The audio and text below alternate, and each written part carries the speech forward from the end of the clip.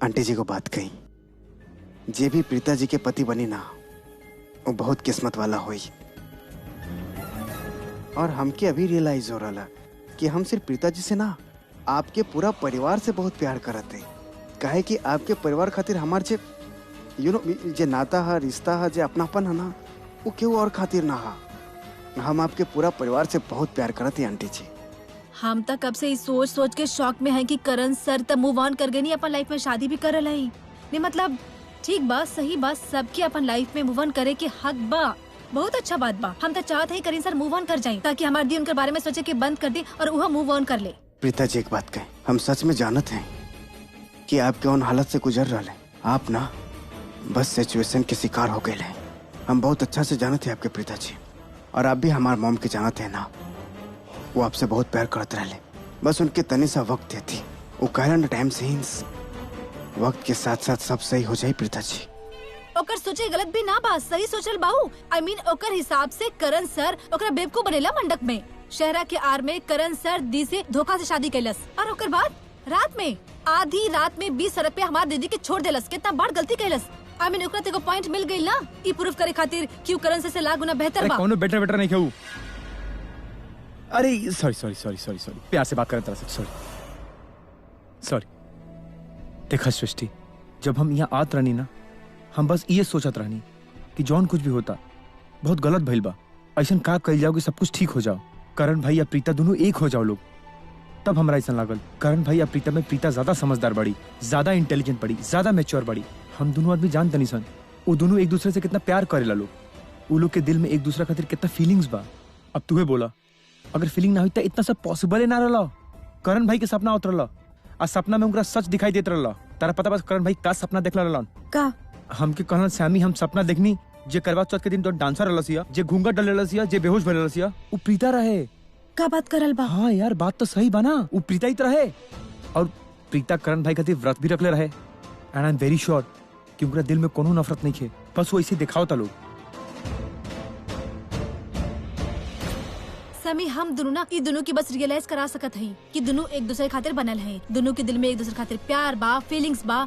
लेकिन समी, केकरा से का करे के बा, काहे कहे के बा, ये हम थोड़ी ही ना डिसाइड कर सकत हई। और एक मिनट, हमार दी काहे झुकी? टेक्निकली करण सर के हमार दी से माफी मांगे के चाहिए। वो जे भी कलेस बाना हमार दीदी के साथ, ओकरा खातिर तक करण सर के हमार पूरा परिवार से माफी मांगे के चाहिए। हम बता रहल बानी, हमार दिन हमके रोक के रखले बाड़ी। अगर हमके मौका मिलला तो लूथरा हाउस आके ना सब केसे ठीक कर दे करण सर के भी। सृष्टि बहुत ज्यादा होता। हाँ अच्छा, हम जब बोलल बानी वो ज्यादा हो रहल बा, और जेते और भाई कलस वो ज्यादा ना रहे। सृष्टि देखा, थोड़ा बात के समझा, ये कोई मजाक नहीं के हो। This is something serious going on. Myra Karan भाई से शादी करे के चाहती है, शादी। और जानते हो कल रात के का भइल रहे? का? करण भाई मायरा के खुद अपना हाथ से खाना खिलावत रहलन।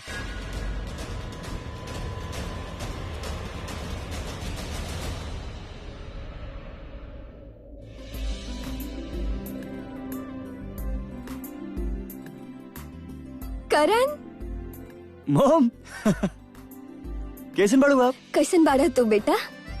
Good. How is the flat? तोहरा के बहुत मिस कईनी। हम भी आपके बहुत मिस करनी है। ऋषभ, दादी, बुआ, देखो मॉम आ गई। मॉम, आप हमके फोन कर देती, हम लेवे आ जाती। कैसन बाड़ू मॉम? बेटा कैसन बाड़ा हम तू? बहुत ठीक बनी, आप कैसन बनी? हाउ वाज your trip? Very good. Come set. मामी जी थोड़ा प्यार हमनी के भी दे दा, हम बहुत मिस करनी है आपके। कैसन बाड़ू तुम बेटा? बचपन से प्यार के भूखा बाड़ू। Even I missed you. I missed you too. देखा, ये का हो गई हाथ में? हम बताते हैं आपके। आप आजा, थक गए लोग। वो यहाँ बैठा, अरे, आजा आराम से बैठा। अरे करण, तू का कर बड़ा? मायरा के हाथ में का हो गई? बैठा। का कर बड़ा बेटा? हम बिल्कुल ना थकनी। अरे इतना दिन बाद आइल बड़ो यार, थोड़ा सेवा कर ले। कमाल कर जैसे बड़ा। सेवा करता रहा उनका क्या और थका देगा। ढंग से दबाओ, दम लगाओ थोड़ा। देख ले माहिरा, हमार बच्चा ऐसा नहीं बा। बाहर जाके क्योंकि बताइया मत कि दी करण लूथरा इतना बड़ा क्रिकेटर अभी तक बच्चा ही बा। वैसे भी मॉम, कोनो क्रिकेटर कितना भी बड़ा हो जाए, कोनो बेटा कितना भी बड़ा हो जाए, लेकिन रहेला तो माँ के बेटा ही ना। और माँ के प्यार भी कहाँ बदलेला। और ये तो ऐसे भी लाड साहब बड़ा, ये तो कब्बो बड़ा ना होलन। इता तू बिल्कुल सही कहले, ये हमार लाडला बा। तू दोनों हमार जान बाड़े, जान। आंटी हम आपके खातिर चाय लेके आवत है। ना बेटा, ओकर कोनो जरूरत ना बा बेटा। और हम मम्मा और नानी के बता के आए कि ना आप आगे कृतिका, नहीं। पहले हम अपन बेटन से तब मिलनी। आपके मासी जी की तबीयत कैसन बा अभी? आप ठीक बाड़ी। ठीक बेटे माँ। अब करण तू प्रैक्टिस पे जात बाड़े यस। और ऋषभ ऑफिस जात रहले। मामू लंदन से कुछ इन्वेस्टर्स बाड़ा सन, ओकनी संगे वीडियो कॉन्फ्रेंस कॉल बा, बहुत जल्दी हो जाए, ज्यादा टाइम न लगी, बस हो जाए, नो प्रॉब्लम। काम चोर हो गइल बाड़े तो माँ से मिलके। माँ आप आई जा। बड़ा तो थोड़ा सा बनेला ना। जा बेटा ऑफिस जा, काम पे लग जा। अच्छा। और करण तू बैग उठावा और प्रैक्टिस खातिर जा। See you mom. बाय बेटा। Bye bye Rishabh. Bye bye. Bye.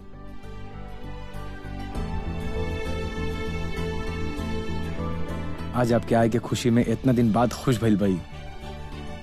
आज एक इतना दिन बाद हंसते हुए देखले बनी हम।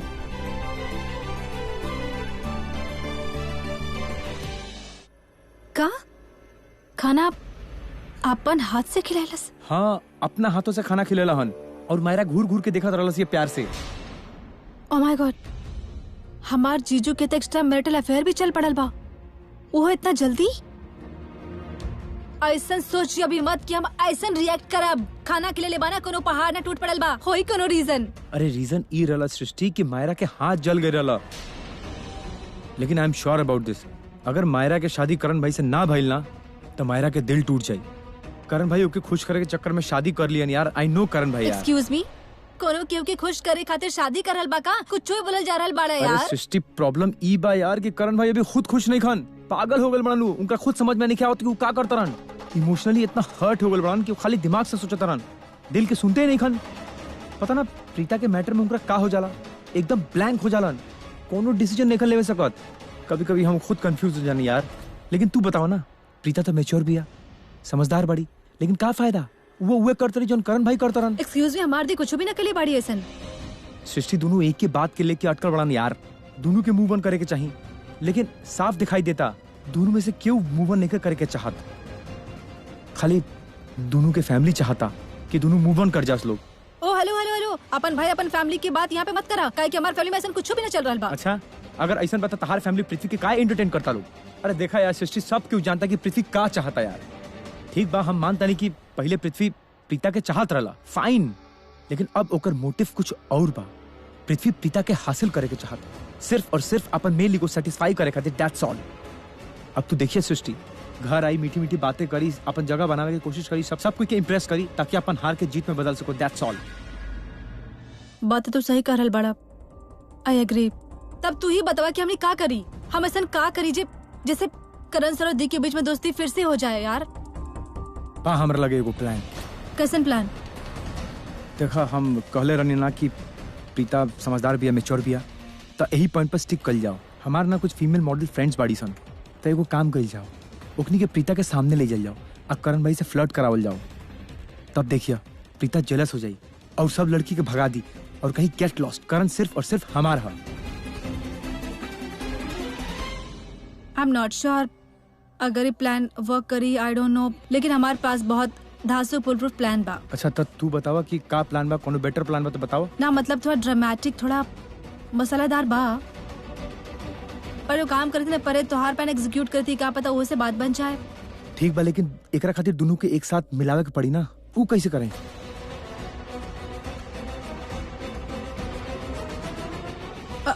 एक मिनट, एक बात बतावा, कल सुबह करण सर 11:30 बजे के करीब कहाँ हुई है? 11:30 बजे पता ना, क्रिकेट ग्राउंड प्रैक्टिस ग्राउंड पर ही हुई है। तो ठीक पर डन बा, कल सुबह 11:30 बजे प्रैक्टिस ग्राउंड पे हमने मिला थे। देखा भाई सरला, ये सब कुछ जना चली, तू बीमार कैसे पड़ गई समझ गई नहीं। तू ई खातिर बीमार पड़ल बालू ना कि सब आके तोहार हाल पूछे, तोहार करीब आए, तोहार नखरा उठाए। हम तोरा के कहे देता नहीं, हमरा के ई बात बिल्कुल पसंद ना बा कि ई घर में हमरा अलावा केहू और के नखरा उठाए जाए। और दूसर बात, ई घर के बुजुर्ग और बड़ा हम बानी, तब बीमार पड़े के हक भी हमार बा। तू बीमार कैसे पड़ सकेलू? पता बा, हम सवेरे से अपन कमरा में बैठल सोचत रहनी और नाराज होत रहनी कि सवेरे से हमार हाल पूछे ना आइल बा, हमरा से कुछ पूछल भी ना कि हमरा के कुछ चाहिए के ना। वो तो अच्छा भइल कि जान के हमरा के आके बता देलस कि तोहर तबीयत खराब बा। हम सुनली पृथ्वी भी आयल रहे, हाल पूछे। हाँ बीजी आयल रहे हो, पट्टी भी करके गईल। पर बीजी हमार तबीयत ठीक बा और आप बिल्कुल ठीक कहनी, हमके कुछ भइली ना बा। ये बच्चा ऐसे ही बोलल जा रहा है। अब आप आराम कर ले, हम उठ जाते हैं। आई आई हम आराम कर ले। हाँ ठीक बा। अरे हम लेट रुकी जाते रुकी बीजी, तकिया ले ली। अब दबा दा। सर दबा दी आपके, कहीं तो हाथ भी दबा देते हैं आपके। सर दबा। का बात बा, बहुत हंस रहल बाड़े दोनों। अरे बेटा हमनी मजाक करत रहनी, बीमार बीमार खेलत रहनी। हम कहत रहनी कि हम बीमार, सरला कहत रहनी कि हम बीमार। दोनों में से केहू भी बीमार ना होके के चाहिए। लेकिन तू तोहर तो पहला दिन रहे ना आज नौकरी के, तू गेलू ना बेटा, अब तक देर हो जाई, जा फटाफट जा। तैयार तो हो गई रहनी माँ, लेकिन मन ना करत बच जाए के। आपके तबीयत ठीक ना बा और हमार तबीयत अब ठीक बाप, अब तो बुखार भी उतना ना बाप। बीजी सृष्टि जानत है ना, जा बच्चा जा फटाफट चल जा। हम सोचत रहनी माँ कि हम उनका के कह दी हम कल से ज्वाइन कर ले। आज आपके साथ घर पर ही रहता नहीं। बेटा काहे फिक्र करत तारू, हम बानी ना और बाकी भी सब घर में बाने, तू बेफिक्र होके जाई ना। उ तबा एगो काम करा, भगवान के जय करा और फटाफट काम पे निकल जा। जा बच्चा, सब अच्छा हुई, हमार तबीयत ठीक बा अब। लेकिन हम आपके फोन करत रहब, तब फोन अपन पास ही रखिए। हाँ ठीक बा, रखे थे। अच्छा दादी। हाँ जा बेटा, all the best. Thank you. जा।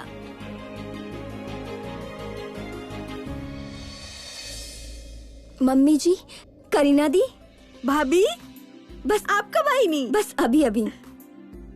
कैसन बाड़ू आप? बिल्कुल ठीक, आप कैसन बानी? अच्छी। मम्मी जी बस बस खुश रहा। ई बतावा कि तोहार मौसी की तबीयत कैसन बा? अब पहले से ठीक बा। चला अच्छा बा। आई एम सो सॉरी भाभी, आप ओइजा अपन मौसी से मिले गई रहनी और हम आपके फोन करके डिस्टर्ब कर देनी। ना करीना दी, ऐसा कोनो बात ना बा। आप बार बार फोन करत रहनी, हमरा के बहुत अच्छा लागल। ऐसा लागल कि हम घर पे ही बानी। बताई का बात बा, आप हमरा के कॉल करत रहनी?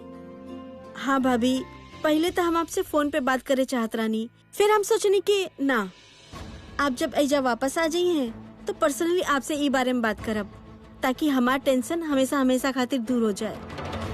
भाभी आपके याद बा, आपके जाए से पहले हम कोनो बात कहले रहनी आपसे, आप उ बारे में कुछ सोचनी? आप हमरा से कुछ कहले रहनी? कौन सा बात करीना दी? आप कौन बारे में बात करत हई? भाभी हम आपसे कहले रहनी ना कि हमनी के करण के केहू और लड़की से शादी करवा देवे के चाहिए, ताकि ई मिडिल क्लास लड़की हमेशा हमेशा खातिर हमार लाइफ से चल जाए।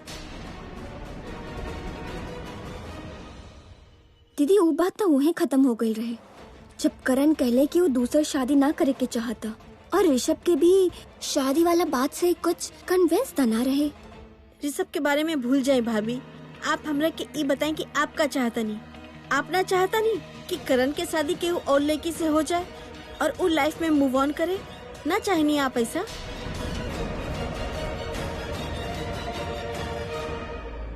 कन्या दी, आपके ऐसा ना लागत बा कि आप हमरा की शादी खातिर कुछ ज्यादा ही फोर्स करता नहीं? खैर, अगर आप हमार राय मांगत आनी तो हम अपन राय दे देता नहीं। हमरा के ना लागत बा कि हमने के करण के दूसर शादी करे के चाहिए, या फिर ये दूसर शादी के बारे में ओकरा से बात भी करे के चाहिए। काहे कि हमार बेटा ना मानी। हम ना चाहता नहीं कि एगो दलदल से निकाले खातिर हम ओकर दोसर दलदल में धकेल दी। भाभी एगो काम करी, आप आराम से सोचिए। कहीं दी सोचे के कोनो जरूरत है ना बा। भाभी आप समझे की कोशिश काहे ना करत तारू? अगर हमनी करण के शादी ना करवाईनी तो ओकर लाइफ एक स्पॉइल हो जाए। कहीं दी आप समझे की कोशिश काहे ना कराता नहीं? अगर हमने करण के शादी करनी ता ओकर लाइफ स्पॉइल हो जाए। राखी पुत्र, करीना जी कहा तारी ठीक कहा तारी। तू करण के माँ बाड़ू, हम तोहार इंतजार करत रहनी कि तू आजा तो तोहरा से शादी के बात कर। लेकिन मम्मी जी हम ना चाहता नहीं कि तू चाहतारू कि ना चाहतारू, तू करण से बात करबू, करे के पड़ी। बेटा हम तोहार सास बानी और तू हमार बहू बाड़ू। बहू के कर्तव्य निभावा, जे सास बोला तारी उ कर। करण से शादी के बात करे के पड़ी और ई फाइनल बा।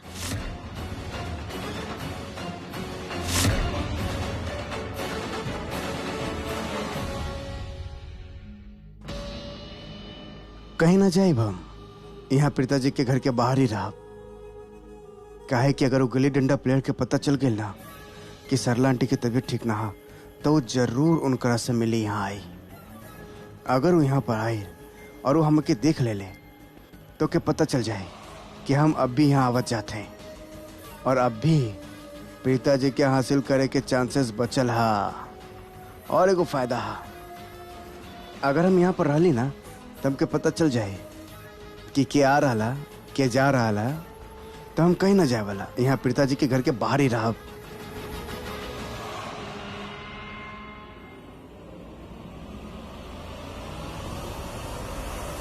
ओ गॉड, पिताजी।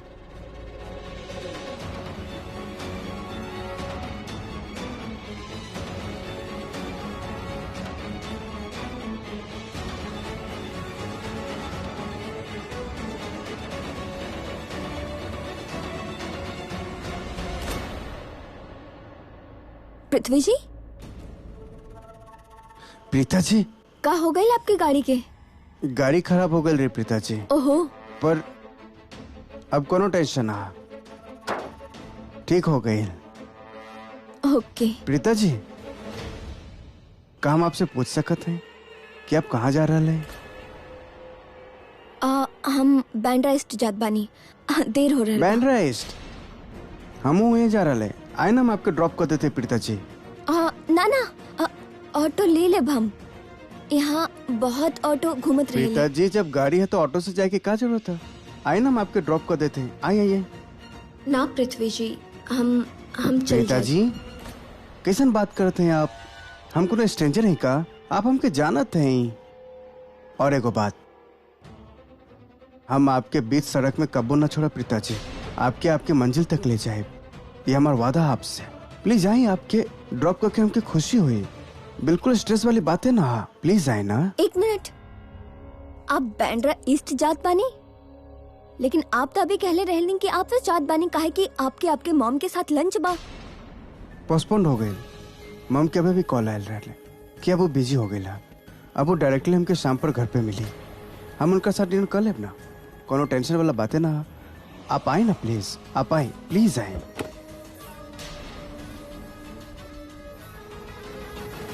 प्लीज प्रीता जी, आपके ऐसे ही ड्रॉप कर क्यों गिल्ली डंडा प्लेयर हमके रास्ता से साफ कर ले रहे, अब हम वही करब, वो गिल्ली डंडा प्लेयर के अपन रास्ता से साफ कर दे।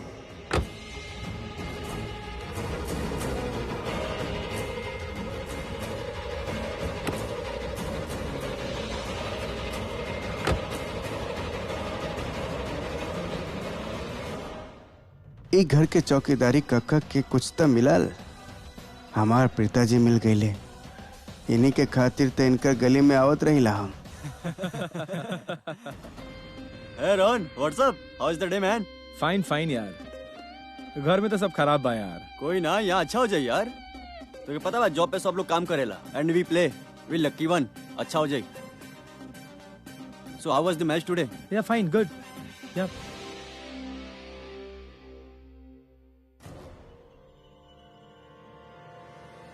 Hey captain, what's up? What's up guys? क्या बात बा? कुछ बोल बा का? ना कुछ ना। कहाँ है? का? चला ग्राउंड में चला जाओ। तू लोग चल, हम आवत नहीं बाहर। Okay. I will finish my shake. Sure. हाँ? चल यार। Yes. See you in the ground. Shiv, कुछ तो बोल बा ना? बताओ नहीं के? देख, बताएं तो मजाक मत उड़ाइए हमार, ना उड़ाएं। और ये भी मत बोलिए कि बच्चा जैसे बिहेव करते हैं। तो बच्चा जैसे बिहेव तो ना करें नहीं, पर आज यार बाकी दिन से अलग फील होता।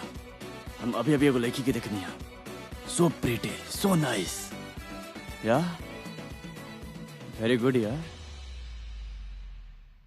वैसे तो बच्चा वाला बात करता रहे, जब तू देखबे ना तो तू भी ये बोलबे कि तू आज तक इतना प्रीटी और इतना सिंपल लड़की ना देख ले, और अगर सादगी देखबे ना तो देखते रह जाइबे। I am the Karan Luthra, बहुत प्रीटी लड़की, बहुत सिंपल लड़की देख ले बने। ओके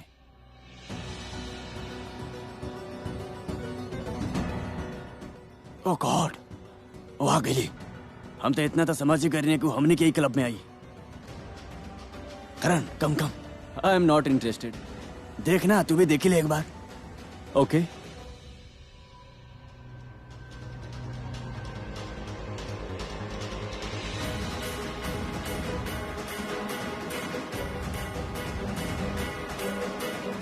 That 11. Yep.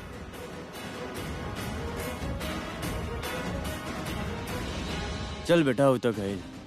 अब गेम की स्ट्रेटेजी बना लो जाओ, समझ ले, वरना का बना गेम हाथ से ना निकले के चाहिए। ओपोनेंट्स आर वेरी स्ट्रांग। हाँ पहले ऐसा करत बानी, चेयरमैन सर से मिल लेत बानी। और तू ये चाहता रहे ना कि हम एज ए ओपनिंग बैट्समैन जाए, हम ना जाए। अरे ओपनिंग बैट्समैन तो कहीं जाए पड़ी। ओपनिंग पे जेबत तबे तब फील्ड पे ज्यादा टाइम मिले, ज्यादा रन्स बनी।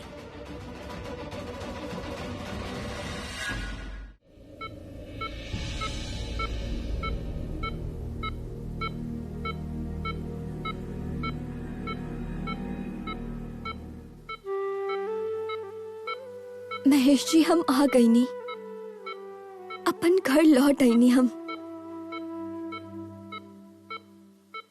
महेश जी हमरा के त लागत रहले कि हमरा चैला के बाद सब कुछ ठीक हो जाए, लेकिन ना, यहाँ तक पहले से भी ज्यादा सब कुछ खराब हो गई। महेश जी हम टूट चुकल बानी, अब और बर्दाश्त ना होत बा। भगवान खातिर उठ जाए महेश जी, उठ जाए प्लीज। बहुत आराम कर लेनी आप, हमार खातिर उठ जाए महेश जी, प्लीज उठ जाए। हमरा के आपके बहुत जरूरत बा, बहुत जरूरत बा। सच कही था हम कमजोर हो रहल बानी, टूट रहल बानी। अब सब कुछ हमार हाथ के बाहर जा रहल बा। पता ना काहे हमरा के ऐसा लागत बा कि सब लोग हमरा के एगो गलत फैसला लेवे खातिर फोर्स करत बानी। करण के दूसर शादी करे खातिर हमरा के मजबूर करत बा। कुछ समझ में ना आ रहल बा, हम का करी का ना करी, कुछ समझ में ना आ रहल बा। ओ नो, राखी आंटी ई वापस काहे आ गई नी? अब तक तो हमार काम भी ना पूरा भइल और ई एजा टपक गई नी। इतना जल्दी आवे की का जरूरत रहे? मम्मी जी और करीना दी चाहता नहीं कि हम करण से बात करी ओकर दूसरा शादी के बारे में। अब आप भी कहीं महेश जी, हम कैसे बात करी करण से जब हमरा के खुद ही ना पता कि हमरा की बात करे के भी बात की ना का करे। कुछ समझ में ना आ रहल बा। शर्लिन बेटा बाहर काहे खड़ा बाड़ू, अंदर आजा। मॉम का भइल, आप रोत काहे बानी? डैड के टेंशन होता? मॉम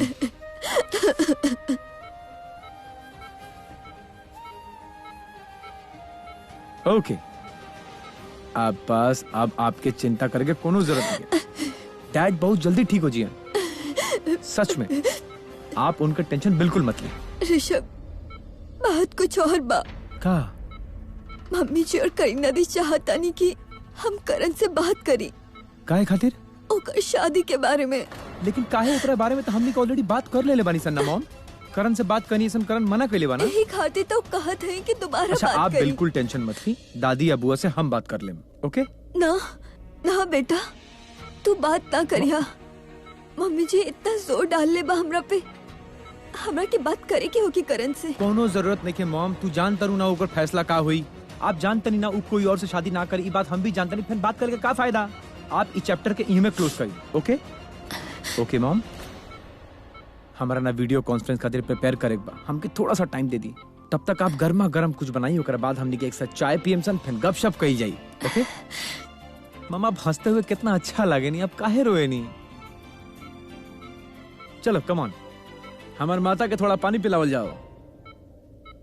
हम यूं जाएं और यूं आएं, ओके? बाय। अच्छा वैसे एगो बात बा, आई प्रॉमिस सब कुछ ठीक हो जाए। हम बानी नू आपके लगे, आपके चिंता करे के कोनो जरूरत नहीं है। और एगो बात कही, शर्लिन चल गई, अब हम भी जाता नहीं। आपके मन करी तो डैड के किस कर सकत नहीं, हम बस ऐसा बात कर बड़े अपन माँ से। रिलैक्स। अरे ओमेकावा, योर हस्बैंड, महाराज। बाय।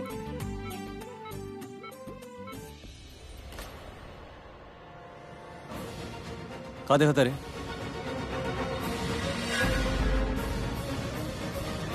वो खूबसूरत प्रीटी लड़की, लेकिन लगा था यार ओकर शादी हो गई बा। व्हाट? असली क्या है? तोरा दिल के 1000 का टुकड़ा हो गई बा। एगो यहाँ गिरल, एगो वहाँ गिरल। करण रोक, करण रोक, रोक रोक रोक।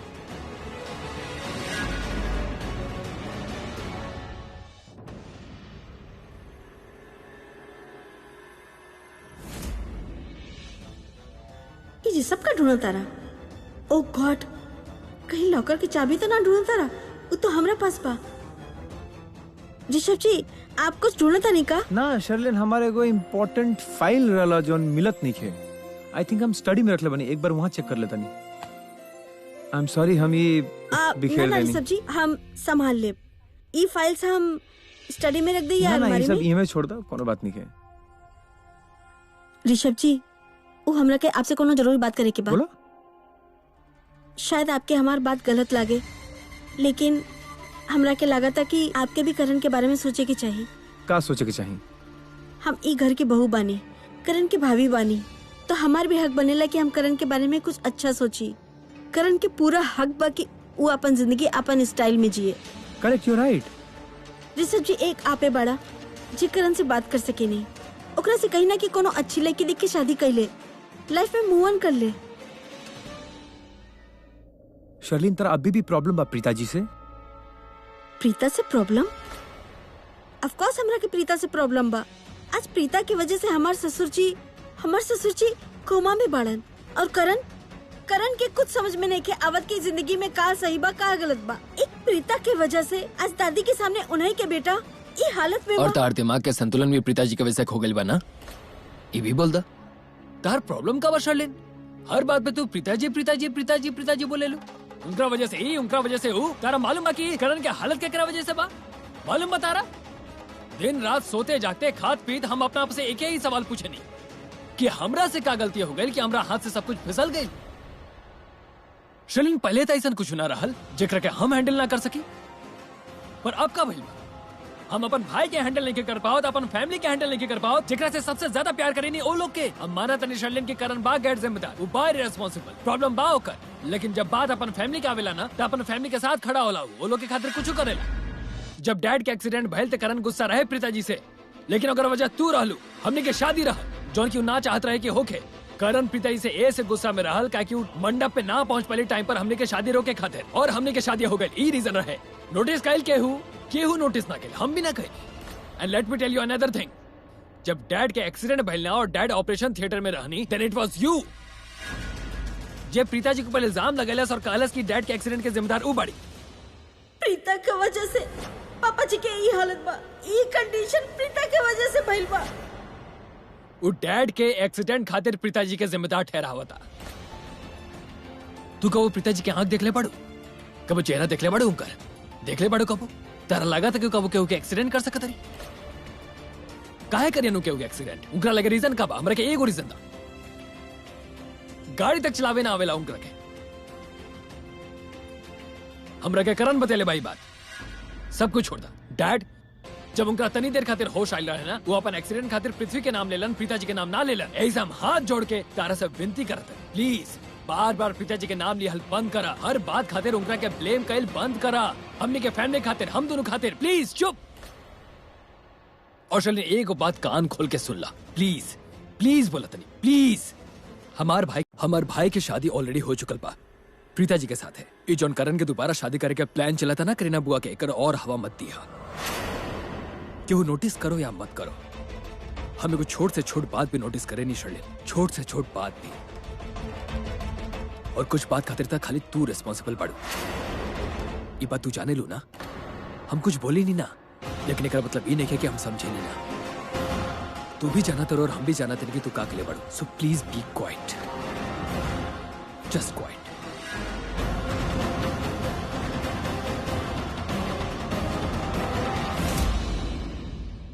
Yes, Shiv. Please come to my office.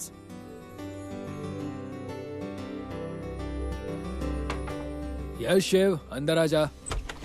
Sorry sir, this is Preeta. ओहो Preeta, come come come come come come. It's nice to see you. Same here sir. सुबह हमारे रेणुका से तारा बारे में बात होत रहे। वो हमरा के तारा बारे में बहुत कुछ बतैली। Hope there are no complaints. अरे ना ना। सर you call me, tell me. हाँ शिव, सब कुछ ठीक बा? आर यू ओके?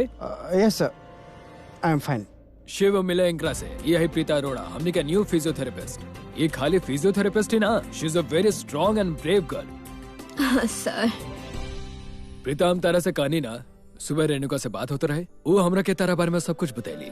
तू कैसे उनकर और उनकर बेटा के हेल्प कैलू, होटल में कैसे वो दोनों जन के जान बचैलू। Shiv you know, Preeta terrorist से फाइट करके बहुत सारा लोग के जान बचैली। अरे नाना सर, हम अकेले ना रहनी, हमारे साथ और भी लोग रहे, सब मिलके सब कुछ कैले। हाँ वेल, तारा के जा देख के बहुत अच्छा लगल प्रीता। थैंक यू सर। सर हम आपसे कहे रहनी कि आज हमरा के आवे में थोड़ा सा देर हो गए। आई नो हमार फर्स्ट डे बा, हमरा के लेट ना होवे के चाहिए, लेकिन आइंदा कबो ऐसा ना होगी। अगर कोनो प्रॉब्लम हो गई तो हम आपके पहले से ही फोन करके बता देब सर। कूल। अभी तू अपन कैबिन में जा और देखा का बाई जा। Thank you sir. See you.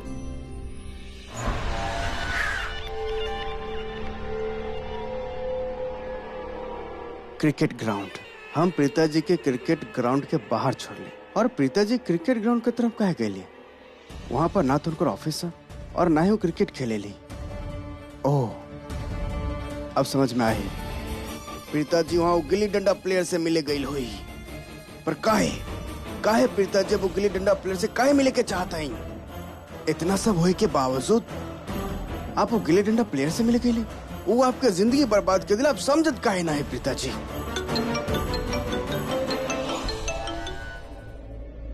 हाँ बोला बेबी। तोहरा के पता बा आज उ ऋषभ हमरा से कौनो तरीके से बात कैलस, हमार इंसल्ट कैलस, हमरा के इतना कुछ सुनेलस।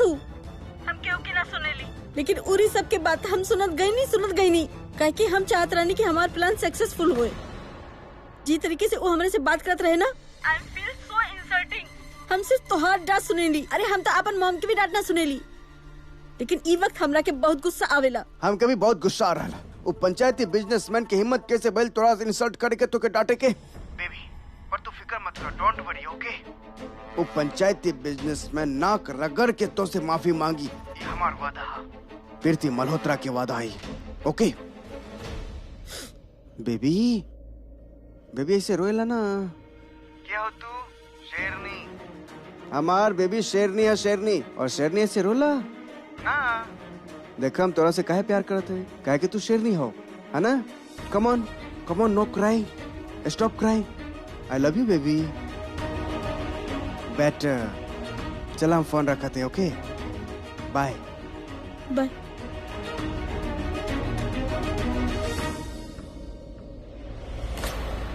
यो पंचायती बिजनेसमैन, तू हमार बेबी के इंसल्ट कैला, ओका डटला तो हिम्मत कैसे भइल? नाउ यू वेट एंड वॉच कि हम तोरा साथ का करब। तू दोनों भाई ना हमार सलीन बेबी और प्रीता जी के जिंदगी बर्बाद करके रख ले बाड़ा। Yes, come in please. Hi. हम अभी मिलल रहले। जी मिस्टर खन्ना के केबिन में। या आप तोरा से पहले यहाँ पर हमार दोसर फिजियोथेरेपी रहे, हमार फ्रेंड ही रहे। ओके। वो अपन होम टाइम शिफ्ट हो गया तब तो आई ना, सो पर हम ओकरा से अक्सर मिले यहाँ पर आवत रहले, पर हमके लागे कि हमके अपन आदत छोड़े के पड़ी। Because it is your cabin now, I am by the way and the captain ship. Of course I know, हमारा इंट्रोडक्शन हो चुकल बा। या राइट। सॉरी जा रहा है।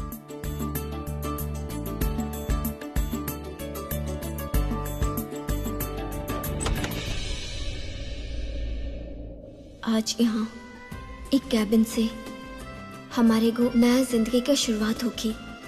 अगर हम करण से ना मिलल होती तब जे भइल तो ना भइल होती। दादी खातिर लूथरा हाउस जब ना कैले होती तो शायद हमारी जिंदगी के रुख कुछ और ही होती, और शायद बहुत पहले ही इस शुरुआत हो चुकल होती।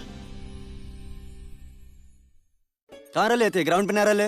अरे यार वो लड़किया ना जेकरा बारे में हम बात करत रहली, हाँ she is going to work here only. ते दीवाना हो गई बड़ी, बावला हो गई बड़ी, और कुछ ना। लेकिन एगो प्रॉब्लम है यार, हाँ शी इज मैरिड। हम वेट कर सकते हैं, ऐसा बात ना है, कोनो प्रॉब्लम ना है। कहीं वेट करत करत हम कुंवारा नहीं मर जाए। ऐसा कुछ ना हुई। तो एक बात बताई, तोशियो ओके बीसीएल टीम के कैप्टन, गुड लुकिंग बड़ी यार। आई मीन तोरा से तो कोनो लड़की पड़ जाई। तो क्या एगो सीक्रेट बताओ का? हर शादी में ना एगो इशू होला जिन कबो सॉल्व ना होला। का पता ओकरो शादी में भी कोनो इशू होके वो भी सॉल्व ना होके। तो ते काम करिए, बाद में ओकरा से बात कर लिए, का पता बात बन जाओ। तो हमके ताना मारा तारा? ऑफ कोर्स नॉट यार। वैसे हमके मिले के बा वो लड़की से, जेके देखते ही तो के ओकरा से प्यार हो गई। चल आओ मिलल जा। ना यार, तू ओकरा से मत मिला। काहे? कहीं ऐसा ना हो कि ओकर दिल हमरा से पहले तोरा पर आ जाए। हम तो कहे खातिर कैप्टन है ना, लड़की के मामला में तो असली कैप्टन तू बारा डूड जैसन देखेला वैसन होला ना। चल हमके मिले के बा वो लड़की से, कम। हाँ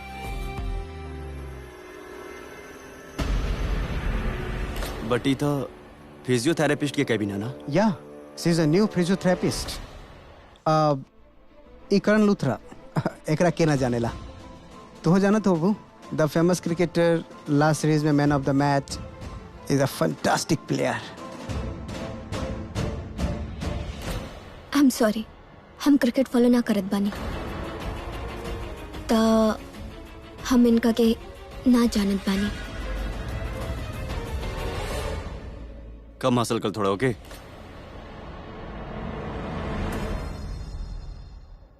प्रीता अरोड़ा, तू मैरिड बड़ो? एक्सक्यूज मी, बोलना सुन कभी, तू मैरिड बड़ो?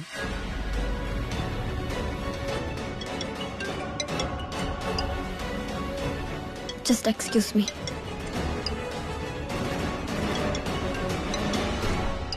एक बारे में बात करते रहे तो भूल जो ये मैरिड भी है। तो ये बोलत रहा ना कि हर शादी में कोनो न कोनो प्रॉब्लम होला। एकरा शादी में कोनो प्रॉब्लम नहीं है, कोनो इशू नहीं है, समझ ले? तू कैसे जाने ला? तू जानत रहा एकरा? यार हम ही तो एकर हस्बैंड, एकर हस्बैंड के दोस्त हुई हम। एक्चुअली एकर लड़ाई भइल बट अपना हस्बैंड से, तो हमके भी एटीट्यूड दिखाओ करी। बट हमारा तो ड्यूटी बा ना एज अ फ्रेंड, ओके पराया लड़का से बचाई। दैट्स व्हाई अपना हस्बैंड से नफरत कर ली तो हमसे भी नफरत करते ही।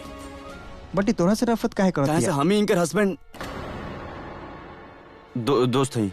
हम बतली ना तो के इनकर हस्बैंड के दोस्त हैं हम, फिर भी एटीट्यूड दिखाते ही ऐसे, समझ लेते?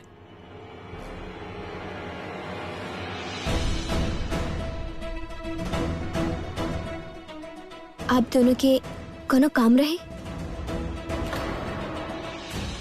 हमके इनसे बात करे के बा, तो जो हमार भी दोस्त है यार। तू जा यहाँ से। बाय। हो गई तो बाय शाय हो गई, जा यहाँ से। से सुन, I said go.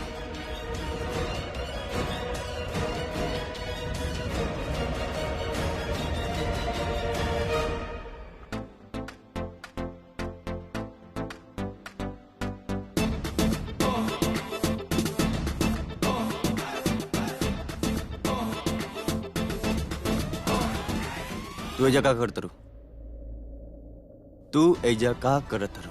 What do मीन कि हम यहाँ का करता नहीं? हम यहाँ जॉब करता नहीं। अगर हम यहाँ ना हो कब तो कहाँ हो कब? तू जानते रू हम क्या हैं? I am the Karan Luthra, the famous cricketer. हम एजा क्रिकेट खेले आवे नहीं, ओके? ये हमार क्लब है। तो तू ये अपन बुढ़िया बिस्तर पैक करा और जाए जैसे।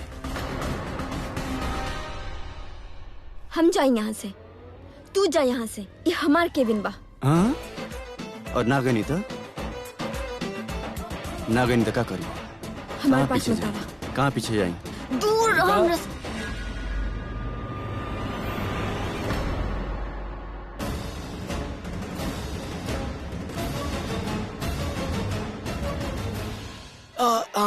यहीं पे दर्द होता है, ये वाला मसल्स। हाँ यस।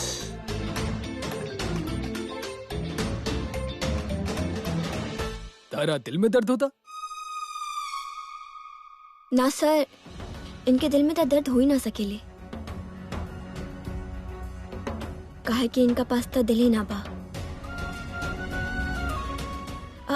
आई मीन वो दिल के दर्द ना बा, ओकर ऊपर इधर शोल्डर के पास क्रैम्प आइल बा।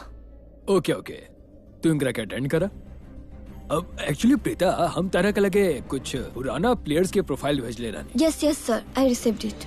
हाँ, तू एकरा के एक बार रन थ्रू कर ला, ताकि तारा के पता चलो कि कौन प्लेयर के कहाँ चोट लागल बा, कहाँ जख्म बा। तब प्रैक्टिस ग्राउंड पे अगर कोनो प्लेयर के प्रॉब्लम हो जाला तो तारा के ओकर मेडिकल हिस्ट्री के बारे में जानकारी मिल जाए। Yes sir. Sorry, you can carry on his treatment. I mean बैठा करण बैठा।